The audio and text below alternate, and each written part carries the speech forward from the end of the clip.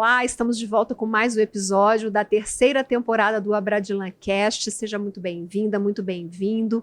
É um prazer enorme ter você aqui com a gente hoje para falarmos sobre um tema que é complexo, porém muito relevante para o sucesso das farmácias, para a prosperidade, para uma boa gestão financeira e mais ainda para a lucratividade da farmácia. Então, se você tem farmácia e quer aumentar a sua lucratividade, esse conteúdo é para você. Mas antes, inscreva-se no canal, ative as notificações. Se você está no YouTube, se você está no Spotify, siga o perfil da Abradilan. Vou agora então apresentar os nossos convidados que falarão sobre planejamento tributário, que é super relevante. Estamos aqui com o Leandro Curado, que é contador especializado em gestão comercial, contábil, de processos de pessoas, com 36 anos de experiência em mercado farmacêutico, é CEO da Pharmacom, seu cargo atual. Leandro, seja muito bem-vindo, muito obrigada pela sua presença. Eu que agradeço o convite, velho, muito bom poder estar participando nessa tarde do Abradilan Cast. A gente veio trazer esse conteúdo para poder abrir a mente das pessoas em relação a esse tema tão complexo, conforme você falou, né? Mas tão importante. Demais. E assim, cada vez mais é necessário você ter um planejamento tributário, ainda mais às portas de uma reforma tributária. Então, ter esse planejamento tributário de uma maneira constante vai fazer com que a empresa possa ter a lucratividade e longevidade.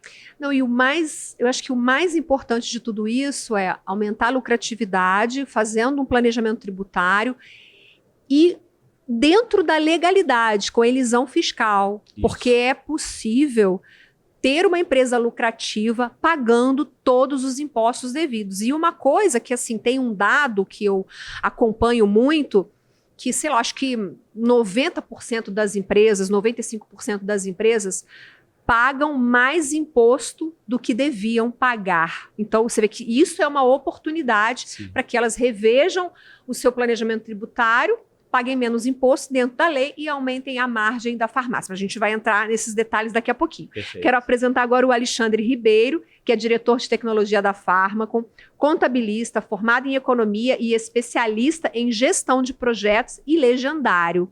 Quem conhece o projeto vai entender do que eu estou falando. Alexandre, seja muito bem-vindo, muito obrigado pela sua presença. Obrigado, querida. Vamos falar, eu acho que muito sobre a realidade, não só dos grandes, mas dos pequenos também, né? Eu acho que levar a informação a quem precisa, eu acho que a gente diz aqui na forma como nós tentamos democratizar o acesso à informação. Eu acho que esse é o grande quê da história, é fazer com que esse conteúdo seja palatável a quem não consegue ler uma legislação mais avançada e tudo mais. Acho que se vocês forem para esse caminho, aí eu fico mais feliz ainda, porque eu também tenho que entender, gente. Então, não se esqueçam de que eu não sou contadora, eu não sou tributarista, então eu também tenho que entender. Não vamos falar contabilês hoje. Tá bom, ótimo. Acho que a gente pode começar explicando o que é um planejamento tributário. Legal. Planejamento tributário, o que é isso? O que é, então, de maneira bem simples, bem prática, o que é o planejamento tributário? A forma correta de fazer é uma reunião entre os atores, né? Então, minimamente entre o administrador da empresa, o contador, né? Para que possa ser entendido os cenários estadual, fiscal, estadual, municipal e federal, e é onde nós criamos os cenários de evolução da empresa e adequamos isso dentro da jornada para os próximos períodos, né? Não necessariamente para o próximo ano. O planejamento tributário bem realizado, ele é plurianual. Então, a gente consegue ver, né? Então, existem algumas métricas, que são as métricas que o mercado usa, que nem sempre são reais, né? Eu gosto de usar um exemplo, por exemplo, de um lojista que vende muito perfumaria, tá? Existem algumas redes grandes, né? Vamos poupar nomes, porque eu acho que é importante isso, respeitar a individualidade do planejamento de cada uma delas, que elas poderiam ser do lucro real, mas elas são do lucro presumido justamente da questão da margem de lucratividade agregada dentro da operação deles, né? São por conta do mix. Um mix, sim, porque o mix é o mesmo. O problema é o giro do mix. A gente tem que sempre lembrar da recência e da frequência do valor. É porque tem farmácia que investe mais no mix do medicamento, tem farmácia que vai mais para o mix da perfumaria. Então mas imagino que deva ter uma diferença. Tá? Porque quando não é E esse que é o ponto, e por isso que isso tem que ser uma coisa constante e pensada na operação da loja. Porque, às vezes, a natureza da loja, apesar de ela ter um investimento num mix amplo, ela acaba tendo um giro maior da mercadoria para um determinado lado. Não necessariamente isso é linear, sabe? Então, quando a gente olha para uma empresa com um faturamento de 1 milhão, 2 milhões de reais, o jogo muda. Então, assim, o jogo do planejamento tributário, ele é para o que a gente chama, eu, Alexandre, divido o mercado farmacêutico em 5 áreas. Eu chamo de seed, que é o semente, um faturamento ali até 100, 150 mil reais. É alguém que está começando, às vezes, ou é um negócio familiar, né? A série C, a série B e a série A e as redes, né? O que diferencia isso? São estratégias diferentes. São formas diferentes de você olhar o negócio. Então, por exemplo, se a gente chegar para um lojista que fatura ali na casa de 150 mil reais, ele está preocupado em se manter no simples, porque ele acha que a margem do INSS que ele vai ter que pagar se ele for para o lucro real vai quebrar ele. Então, assim, por isso que a gente tem que sempre olhar para os ambientes estadual, municipal e federal e tentar olhar para o contexto da loja, né? Às vezes, o planejamento tributário vai embarcar até numa análise de viabilidade econômica da loja, se você for olhar no critério financeiro da história. Então, não é uma coisa rasa que a gente possa simplesmente jogar numa planilha de Excel e falar, tá feito. Não, é uma coisa que envolve aspectos muito mais profundos, muitas vezes, e aquilo que eu falava no começo, né? O jogo muda de acordo com a categoria que o cliente está. Né? Mas deixa eu ver se eu entendi, assim, o planejamento tributário significa escolher em que regime a farmácia vai estar inserida? Não necessariamente. Não necessariamente. Então, por exemplo, chega uma farmácia para vocês vão fazer uma análise desse contexto dela, mas vocês vão decidir se ela vai estar no simples, no presumido ou no real? Porque a gente tem 3 regimes no Brasil. Sim. Ela precisa estar enquadrada num deles. Sim. Então, planejar é entender em qual regime aquela farmácia vai ter mais lucratividade? Essa é a consequência. O regime é a consequência do trabalho, né? Porque o que nós vamos estar, na verdade, definindo junto com o nosso cliente, ou o mercado define, vai estar definindo o modus operandi do que a gente chama de ato contábil. Existem 2 coisas, que é o fato e o ato contábil. O fato é a nota emitida, tá? O ato é a forma como eu decido emitir essa nota. Então, o regime tributário, por exemplo, é o ato contábil, que ele é definido através de uma ata, vamos assim dizer, né? E onde a gente expõe para os clientes as vantagens e as desvantagens de acordo com a realidade onde ele está inserido. Essa realidade é tributária, ela é econômica, né? E ela também às vezes, emocional. Tem muitos farmacistas que têm apego ao regime do simples, por exemplo, porque ele é simples, né? Então... E às vezes estão pagando mais do que se estivessem no lucro real, por exemplo. Então, nós acabamos de fazer uma imersão pelo interior do Paraná. Eu e Leandro passamos lá 3 dias atendendo lojistas. E todos que chegaram para nós com a realidade do simples, todos estariam pagando mais impostos hoje do que eles vão estar na situação projetada. O ponto essencial e daí a gente está falando da recuperação de crédito, a gente está falando de bitributação, a gente está falando de alguns critérios que eles dependem de região. Como a gente está falando para o Brasil inteiro, é muito complicado, mas em via de regra, quando a gente está no onboarding de um cliente, a gente faz uma análise, a gente acaba recuperando muitos tributos. Muitos. Principalmente quando a gente fala... Recuperando tributos, você está dizendo a farmácia pagou a mais durante um período e aí ela...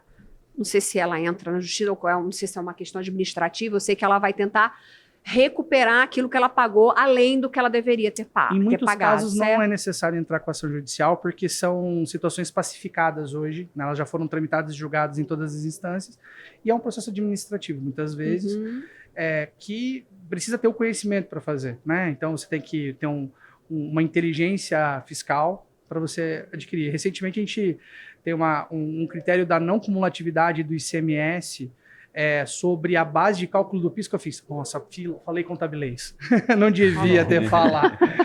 Você pode falar e depois você explica. Então, traduz para gente. Vamos traduzir. Basicamente, existem tributos federais que eles se utilizam de um que a gente chama de base de cálculo, que é a forma como nós calculamos os tributos. Por uma questão de parametrização de sistema e desconhecimento, muitas vezes, dos empreendedores, eles acabam criando uma parametrização errada e recolhendo esse imposto com uma base de cálculo diferente. Uhum. No começo da nossa conversa, você falava sobre elisão fiscal, né? Muitas vezes não se trata de elidir, se trata de configurar o sistema da forma correta. Entendi. 90% das vezes nós estamos falando... É configurado de maneira errada. Não só errada, mas o dado fiscal, a origem do dado fiscal, ele existe como um vício. E esse critério, por exemplo, da base fiscal do PIS e do COFINS, são esses tributos federais, eles não podem incidir, por exemplo, o ICMS-ST, porque daí significa estar recolhendo imposto 2 vezes. O governo federal faz um cheque para quem recolhe isso. A gente teve um cliente recentemente que recebeu R$260 mil. Nossa, não é crédito, não é crédito.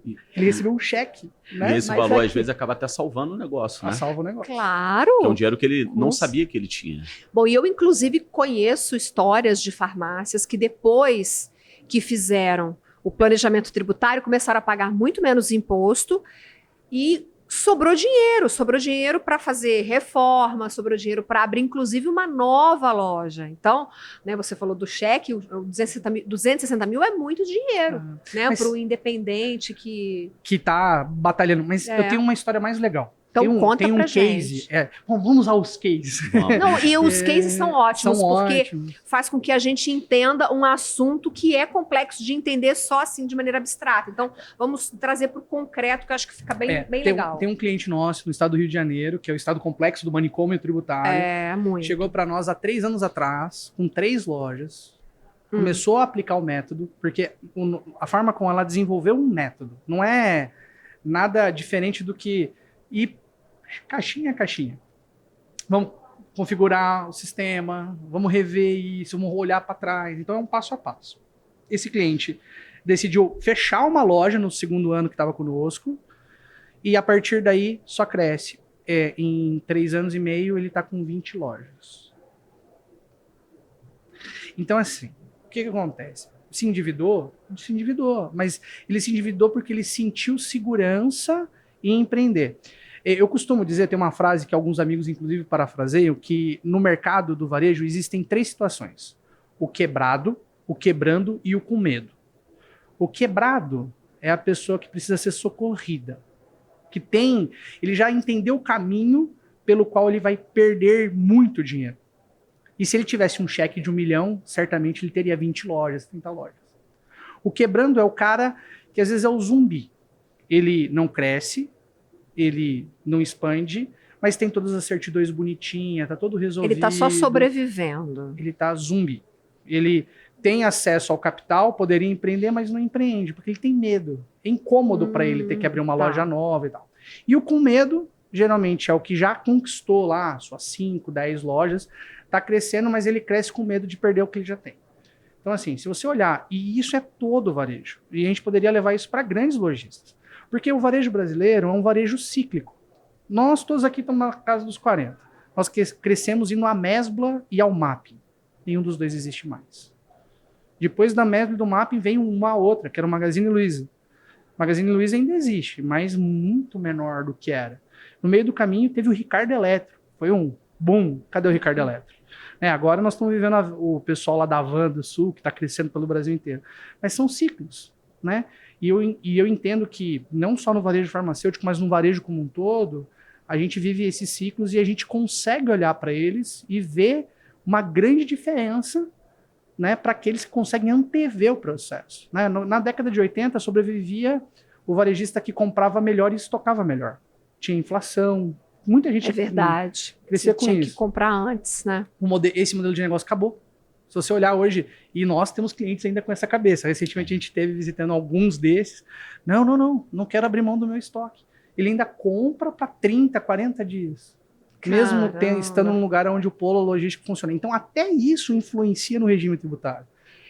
E Leandro, todas as farmácias devem fazer planejamento tributário. Isso é qualquer farmácia, grande rede, independente, isso é para qualquer negócio o planejamento tributário, certo? Para todos os negócios.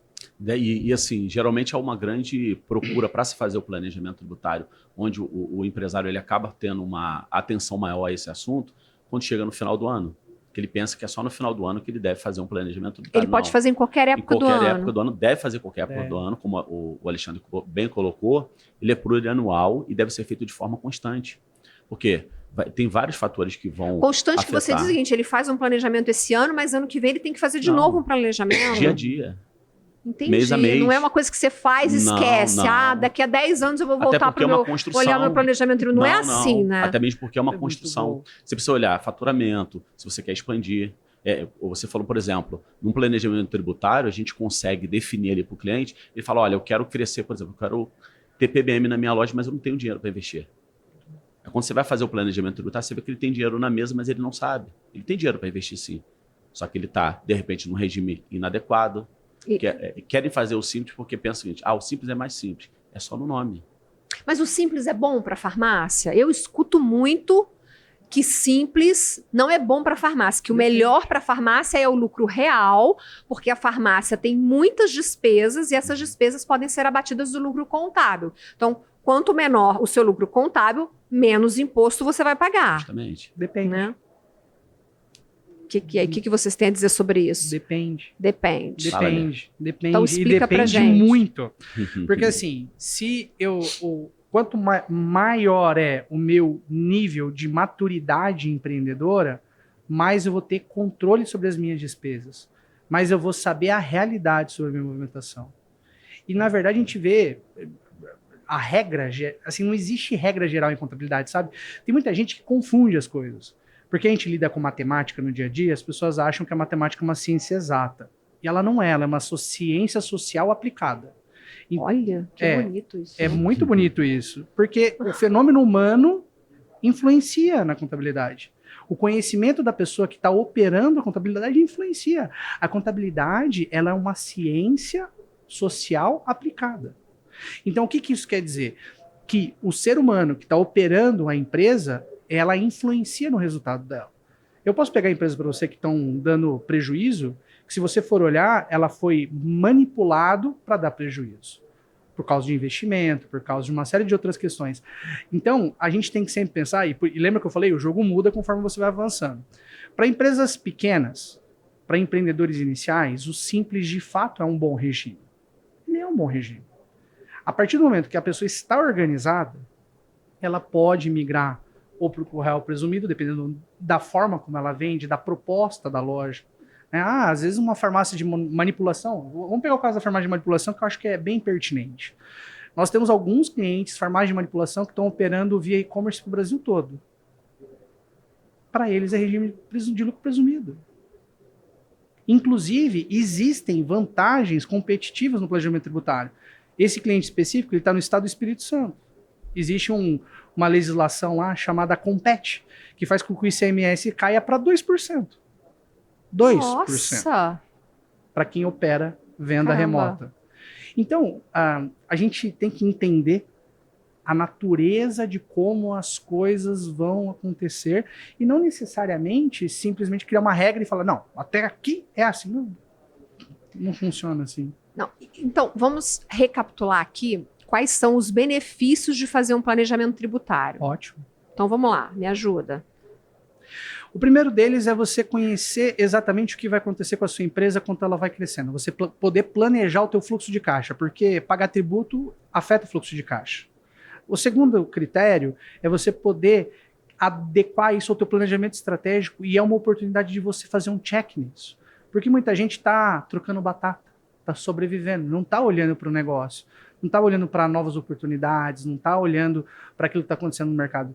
Muitos empresários vêm aqui para a feira e passam lá no nosso stand e a gente fala um negocinho desse tamanho, nossa, abriu a cabeça.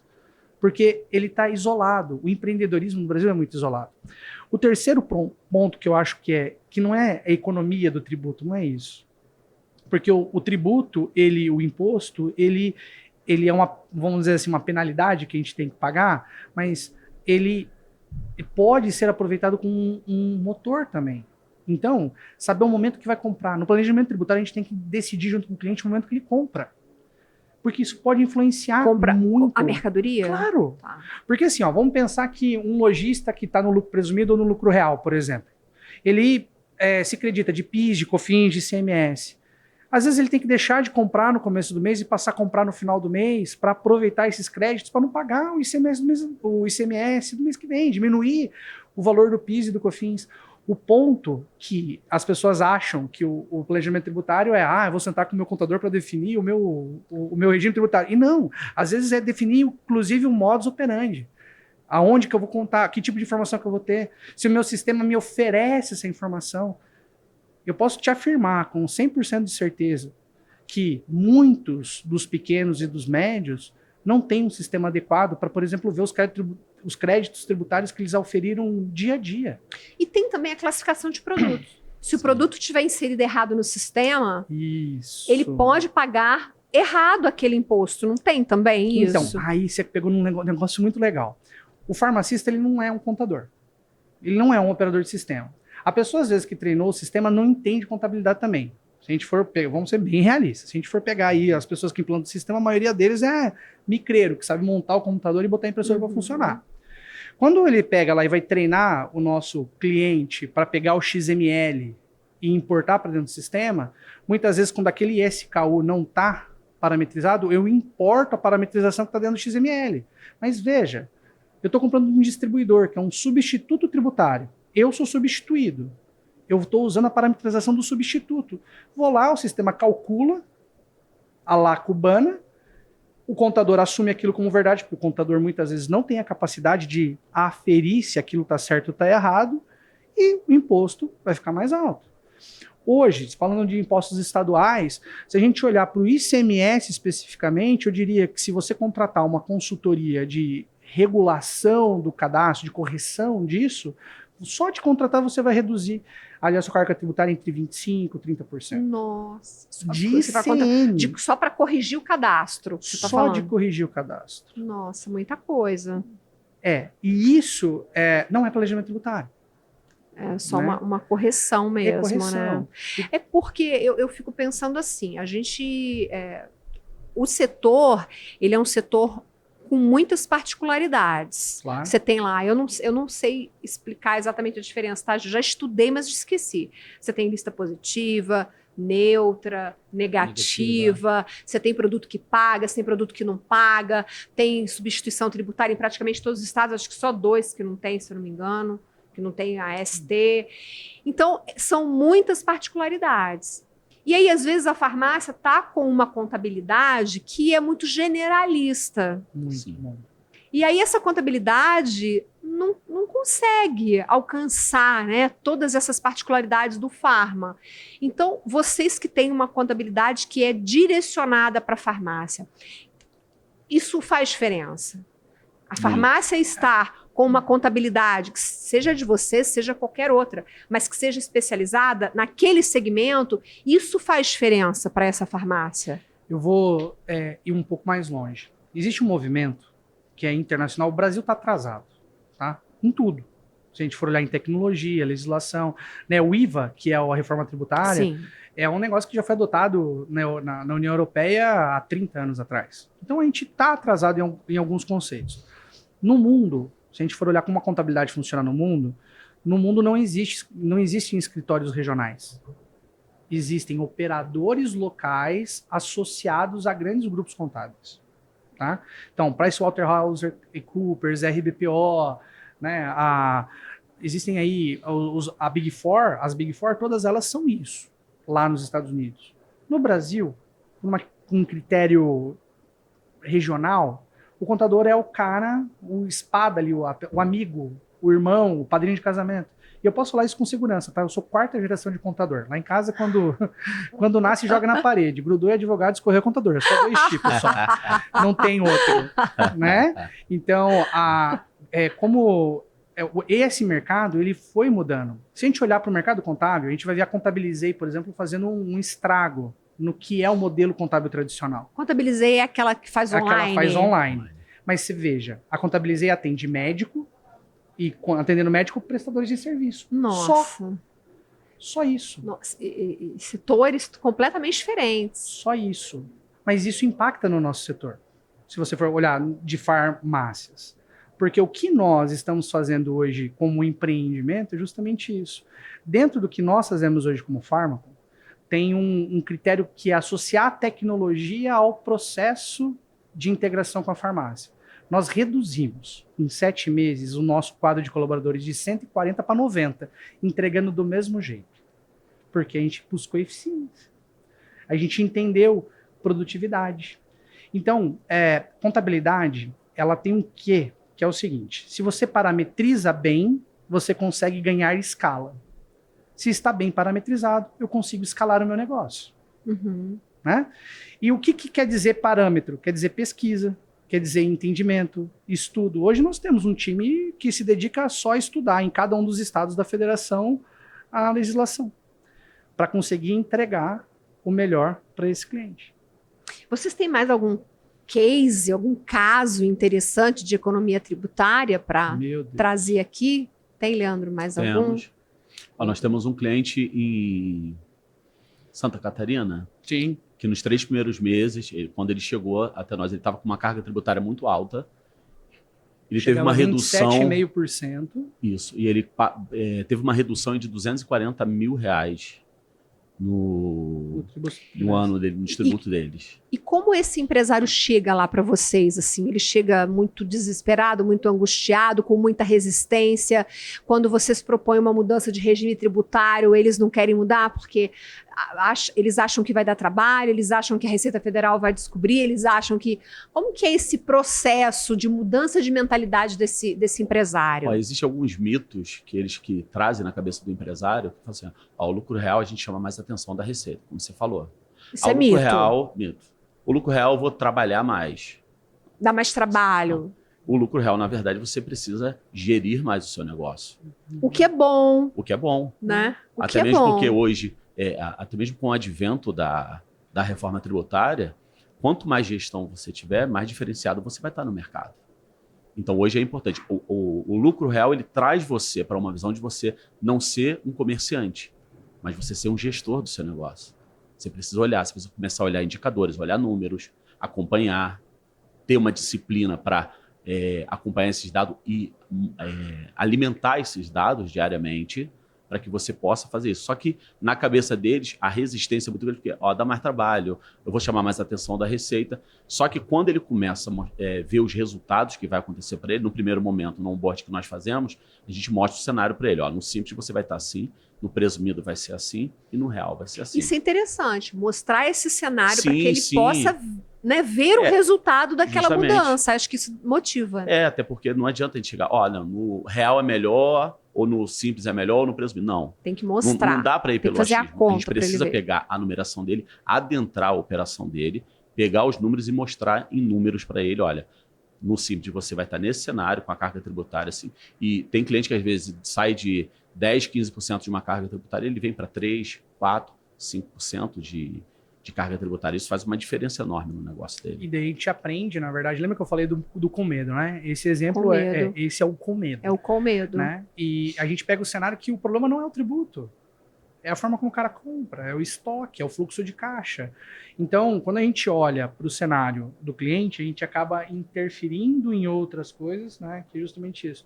Mas eu quero adicionar uma pitada, o secret sauce. Né? Eu queria que você falasse também, Alê, do case nosso de Goiás, que é um estado bem desafiador. Podemos falar também. Pode falar. Só case, a gente só tem case. Né? Então conta mais um. Assim, o secret sauce que eu queria adicionar nesse tempero é o seguinte. Pode ser que chame atenção, sim. Pode. Da Receita Federal? Por que não? Da estadual? Porque assim, a gente tem que a federal, a estadual e a municipal. Então, aí a gente tem que entender. Mas todo mundo tem medo da Receita. As 3 trabalhos integrados. E esse é o ponto. Né? Eu acho que quem esteve aqui com a gente essa semana viu a palestra do Lucas, né? O Lucas deve ter entrado nesse da Reut. Da Reut. Isso. Todo mundo tem o sobrenome Ribeiro, tem uma coisa muito boa na vida.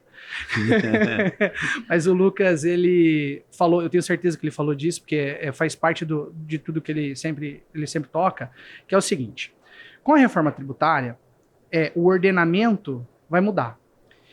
O fiscal da prefeitura, por exemplo, era um fiscal de postura. Ele ia lá para ver se o alvará de licença estava na parede, se tinha o extintor de incêndio, se o cara pagou a taxa e tudo mais. Com a reforma tributária, esse cara passa a ser agente integrado de todo da fiscalização. Recentemente a gente recebeu um Mas o que faz o agente integrado? Então, eu vou te dar um exemplo. Ah, tá. Tá. Nós recebemos de um cliente que a prefeitura de uma cidade do interior do Espírito Santo mandou uma notificação para o varejista falando assim, ó, nos sistemas da Receita aqui a gente identificou que você recebeu tanto de cartão, mas você declarou no Simples isso. No Simples, que é o Simples, é fácil, Simples. Ó, você declarou tanto, mas lá no banco você recebeu tanto. Corrige lá e manda pra gente, por favor. A prefeitura. Isso vai ser mais comum daqui por diante. Porque eles passaram a ter as mesmas informações. E é interessante nesse momento. São as tais das informações integradas, né? Perfeito. É isso? Isso, porque a partir de agora, a Receita ela não tem braço, tá? Existe um critério na Receita que é o seguinte. Esse empreendedor aqui, ele oferece a possibilidade de que a multa cubra o custo que a gente vai ter da fiscalização? Não, não tem. Então deixa ele de lado, vamos para o maior que esse aqui tem. Existe uma regra. Em setembro do ano passado, a Receita inclusive deixou isso público, quando ela falou o que era a pessoa de interesse dela na regra do Pix. Ela falou que a pessoa de interesse era qualquer empreendedor que tivesse uma empresa com faturamento acima de 18 milhões de reais ano. Estava lá na lei. Só que as pessoas não leem as entrelinhas. Todo mundo estava preocupado com 5 mil do Pix. Nossa, que foi uma confusão aquilo. E você quer saber de uma? Ficou pior. Por Tá? quê? Mas revogou, né? Não. Como é que foi a história? Eu vi que... Isso é ótimo a gente tocar. Foi, depois voltou. Não voltou nada. Eu vou te explicar. Não, explica. A lei que eles... A instrução normativa que eles tinham editado falava que os bancos teriam que adicionar numa declaração que já existe as movimentações de Pix, porque o Pix, quando a legislação foi criada, não existia. Pix, certo. Tá? E o Pix não pode ser falado que é uma transação do tipo que estava lá, é um novo tipo. É um novo tipo. Daí eles foram lá e criaram, Pix, 5 mil reais, tal. Todo mundo fez um escândalo, o pedreiro vai ter que pagar imposto, né? Um monte de gente gravando vídeo, fazendo... Beleza, o governo foi lá e tirou isso. Daí o governo foi lá e fez uma nova instrução normativa falando que Pix é como se fosse saque. Ou seja, ele tem que ir para a declaração do mesmo jeito. Está lá na lei, é que as pessoas não leram. E daí na lei, que é de 2016... Então, se eu faço um Pix para uma pessoa, é como se eu estivesse sacando aquele dinheiro e entregando para ela. Perfeito. E daí, voltou a lei da instrução normativa de 2016, que é 2 mil reais. Mas 2 mil reais para quê? Para denunciar. Não entendi. A denúncia antes era 5, ela passou a ser 2. E daí todo mundo comemorou. Então, na verdade, esse limite diminuiu. E daí ninguém quis falar, né? Todo mundo ficou quieto. Eu não escutei ninguém falando sobre isso. Porque esse é o problema. Tem muita gente que fala o que não entende e fica na superfície, não entra dentro, não procura saber, né, a fundo o que é. E não ia fazer a menor diferença. Então ficou assim, movimentações acima de 2 mil reais em Pix. Qualquer movimentação acima de 2 mil reais movimentação vai ser informada para cada 6 meses para Receita Federal, é isso. Perfeito. Nunca foi online. Mas isso não muda a base para cálculo de imposto de renda, por exemplo? Não, nada. O que acontece é o seguinte, tem muita gente que sonega informação. Daí as pessoas se desesperam. Eu tenho um imóvel. Isso é bem normal no ambiente farma. Ele tem um contrato de locação que ele não retém, por exemplo, imposto de renda retido na fonte do proprietário do imóvel. Isso é bem normal. Então, o empresário ficou preocupado, porque o dono do imóvel provavelmente ia querer subir o valor do imposto, porque hoje ele não paga imposto, ele recebe lá em dinheiro. Então, assim, por isso que eu falo, planejamento tributário é uma coisa que envolve necessariamente os atos contábeis. Né? E se amanhã ou depois a fiscalização vier lá, vamos criar um cenário hipotético aqui.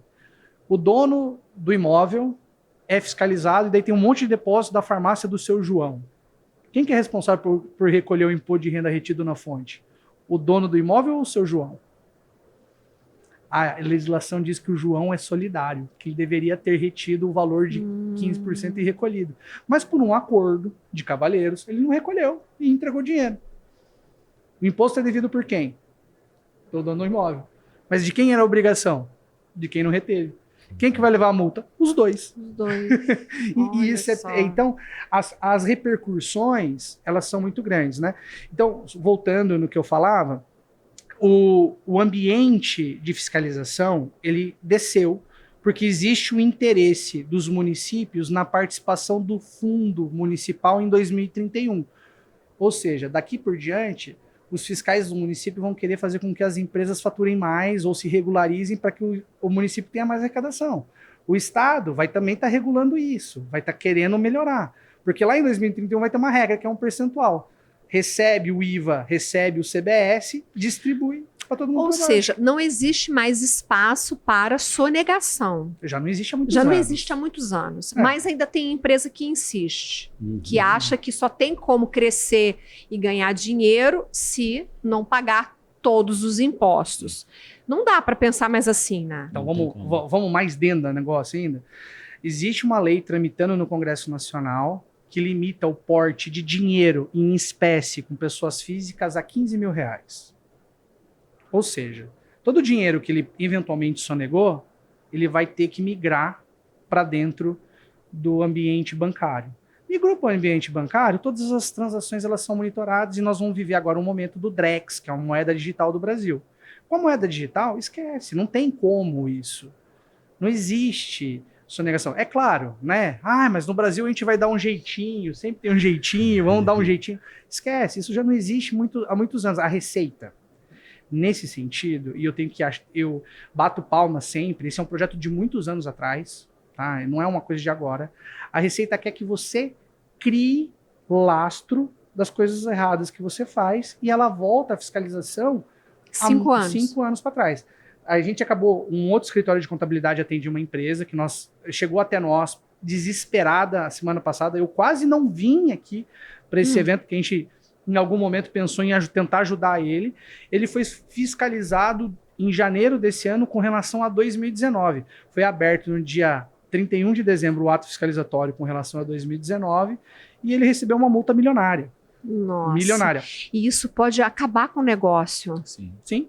Né? Nesse caso... Vocês já viram, assim, farmácias fecharem as portas? Às vezes aquela família tem só aquela farmácia como uma fonte de renda, de sustento, e por conta dessa desorganização tributária, financeira, a farmácia, por exemplo, tributária, recebe uma multa, não tem como pagar, fecha as portas, e aí aquela família perde. Vocês já se depararam com histórias assim? Algumas dezenas de vezes. Inclusive, recentemente, acho que uns 2, 3 anos atrás, teve um problema com um distribuidor que tinha uma questão tributária ali, que fechou muita loja. Sim. Lembra desse caso? Sul. Porque a farmácia devia para esse distribuidor? Não. Entendi, então. O distribuidor fazia uma prática indevida de substituição Eu me lembro tributária. desse caso, gente. Lembra? Eu me lembro desse caso. Todo mundo lembra. Todo mundo. Não vamos falar o nome, né? Mas todo mundo lembra. Não. E repercutiu sobre o lojista. Não vale a pena. Acho que a gente tem que fazer tudo certo. E o planejamento tributário, inclusive, deve ser feito também para o CPF, né? Para a pessoa física. Se você analisar num grau bem detalhista, né? O planejamento ele envolve as famílias, que daí não é no CPF, é a família. Então é o marido e a mulher e os filhos. Né? Então, por exemplo, eu posso usar o exemplo lá de casa. Eu e a minha esposa somos empreendedores, nós dois temos os nossos negócios, não é um CNPJ, são alguns CNPJs. E os nossos filhos, eles estão como dependentes da minha esposa, não meus. Porque no nosso cenário tributário de casa, ela tem mais vantagem tendo os nossos filhos como dependente do que se eu tivesse ela e os meus filhos como dependente. Então, esse trabalho de sucessão, muitas vezes, de pensar em como que as coisas vão acontecer, é muito, muito legal. Eu tenho uma história bacana, um outro case. Esse case é da nossa família lá no interior do Paraná, lá de Londrina.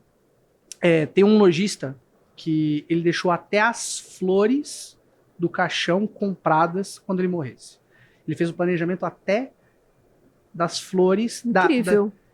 Então assim, e ele foi um lojista, um farmacista que teve uma rede de 4 lojas, fez a fortuna da família, fez fazenda, tudo sempre fazendo tudo muito certinho, tudo muito programado, e não deixou nenhum óbice para a família. Então, às vezes... Óbice que é dívida? Dívida, né? Tá. Num sentido... contabiliza usando, né? Tá bom. Não deixou nada. Zero. Porque ele planejou tudo. Então, ele planejou quando que ele ia tirar a casa para passar por uma empresa de administração de bens imóveis, quando ele transformou a fazenda numa agropecuária e colocou o filho como sucessor. Então, assim, tudo isso... Mas ele tinha, né, pensamento de longo prazo. Geralmente, nós não temos pensamento de longo prazo. Muito nós imediatista. somos muito imediatistas, infelizmente, né? Tem um amigo meu, Luiz Marins, da Scofest, que ele fala sempre isso. Ele fala que a gente vive apagando incêndio, né? Que a farmácia procura associação quando tem que apagar um incêndio para resolver um problema. Então, não tem uma mentalidade de prevenção, de planejamento. Então, às vezes, não é só fazer a conta, é mudar mesmo a maneira de enxergar as coisas. Mas você sabe que eu acho que isso tem a ver com a natureza do profissional da saúde. Não sei se você sabe, 80% dos médicos do Brasil são hiperendividados. Se a gente fizer essa mesma conta para o lojista de farmácia, que o farmacista geralmente é um farmacêutico, não vai estar muito diferente, né? Então, uma das grandes coisas que nós estamos planejando para o futuro do que é a Comarcas, né, que é a dona da Pharmacon, né? A Pharmacon está sendo spin-offada, vamos assim dizer. Nós vamos provavelmente ter outras marcas. A gente está levando o que a gente criou na Pharmacon para outros segmentos, né? O primeiro deles, inclusive, é para pets. Em 6 meses nós já estamos com 300 clientes. Imagina, começou em outubro, já tem 300 clientes. Esse mercado está crescendo muito, né? Bastante. Então, e é muito próximo de farmácia. Eu hoje né? ouvi um termo do pet care. Sim, né? Tem plano de saúde, Muito tem legal. Telemedicina para pet. As pessoas não estão tendo filho mais, né? Bom, eu tenho 3. Eu tenho. Você tem filho, Leandro? Eu tenho um casal. Tem um casal, então tá bom. A gente já pagou a nossa Sim. conta, né? Você tocou num assunto interessante aí, Viviane, sobre apagar incêndio. Muitos empresários hoje vivem como bombeiro, né? Mas recentemente eu estava numa conversa, me falaram algo interessante. O bombeiro, quem menos apaga incêndio é o bombeiro. Ele passa mais tempo prevenindo. Sim. Olha que bacana. Ele passa mais tempo prevenindo. E assim, eu gosto de usar uma analogia do planejamento tributário, que o planejamento tributário é você manter o cuidado do seu negócio. Porque assim, quando você não cuida, você está desprezando. E tudo aquilo que você despreza, você perde. Muito bom. Um caminho... Eu ia pedir para vocês uma mensagem final, né, para a gente encerrar. Essa sua mensagem é muito boa, né? E a sua mensagem final para a gente encerrar o nosso papo? Eu acho que você, lojista que nos acompanhou aqui hoje, você tem que procurar um bom profissional para te assessorar em tudo. Não é só na contabilidade, às vezes é nas finanças, às vezes é na gestão do negócio. É pensar muito mais profundo do que de forma rasa. Assim. Eu acredito que o seu sucesso está atrelado à forma como você vê o mundo.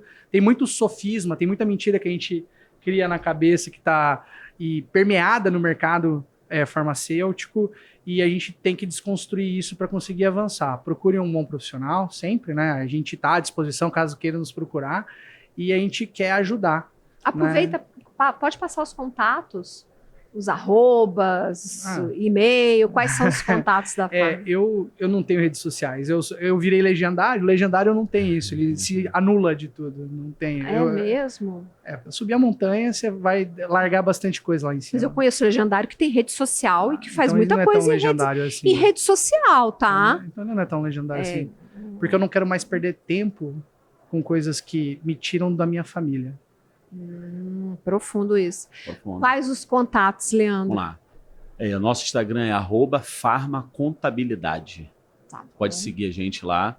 Contato 219-7180-7881. Só entrar em contato se precisar da nossa ajuda, para que a gente possa contribuir com alguma coisa. Estamos à disposição. Quero agradecer a participação de vocês aqui. Eu acho que um tema complexo, a gente conseguiu passar por ele assim, com mais leveza. Né? Não precisa ser tudo tão, vamos falar de tributo, aí tem que ser aquele negócio. Não, dá para a gente falar com leveza. Sim. Então, muito obrigada, tá? Pela participação de vocês. Acho que agradecemos. Obrigado. Conta aqui pra gente nos comentários se você faz o planejamento tributário da sua farmácia, conta quanto você já economizou, conta o que você fez com o dinheiro que você economizou. Isso é muito importante. Deixe seu like, compartilhe esse conteúdo com a sua rede de contatos. Não deixe de seguir o canal, tanto aqui no YouTube ou se você está no Spotify, também no Spotify. Muito obrigada pela sua audiência e até o próximo episódio. Tchau, tchau.